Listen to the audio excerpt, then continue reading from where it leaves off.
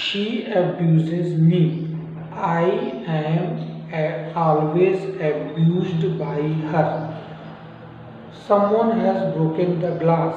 The glass has been broken. Someone, no one, people, ये कुछ words ऐसे होते हैं जिनके पैसिव वॉइस बनाते वक्त हमें इनको एक्सपेल करना होता है। हमें इन्हें जरूरी नहीं है कि हम इनको राइट करें, सेंस क्लियर होता है सेंटेंस के फॉर्मेशन से, तो हम वहाँ पर बाई का यूज नहीं करते हैं। Next example, someone has broken the glass has been broken, it is sufficient. Now next, someone has broken my vase has been broken by someone.